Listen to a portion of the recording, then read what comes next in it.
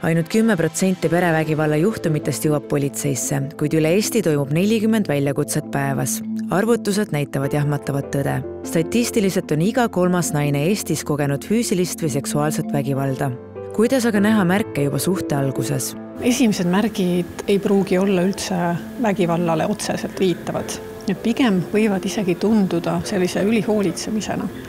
Ta tuleb ootamatult järgi sõbrannade juurde kui sõprade juurde, kuhu sa olid just külla läinud ilma, et sa oleks maininud seda või kutsunud järgi. See võib tähendada seda, et sul ei ole vaja tööl käia, ma ise hoolitsen sinu eest. See tähendab kontrolli tegelikult kogu sellise raha kasutamise üle, aja kasutamise üle. Üks tõsine märk on ka selliste sotsiaalsete suhete piiramine. Sellisel viisil, et sul ei ole ju teisi vaja meie ellu, meil on koos hea olla, mina armastan sind kõige rohkem. Tihti jäävad selliste suhete keskele ka lapsed, kes vaimset või füüsilist vägivalda igapäevaselt pealt näevad või ka ise selle all kannatavad.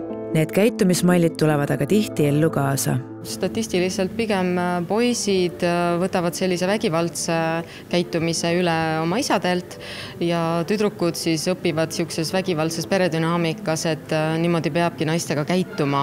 Ehk nemad õpivad, kuidas siis olla allaheitlikud või meele järgi või kellegi tundemaailma kogu aeg reguleerida ja kellegi pingeid maandada. Nad ei oska arvata, et see kuidagi võiks teistmoodi olla, sest see on kõik see, mida nad on nagu väga lähedalt näinud. Vägivaldsest suhtest väljumine on keeruline, kuna vägivaldne pool on ähvardav. Lahkumineku otsust vastu võttes on oluline koostada koos spetsialistiga turvaplaan, et vägivald eskaleeruks ning ohver saaks vajalikku tuge. Tallinnas elab kõige rohkem inimesi ja seetõttu on ka kahtlemata Tallinnas kõige rohkem politsei väljakutseid. Üle Eesti on need numbrid üpris sarnased maakonniti.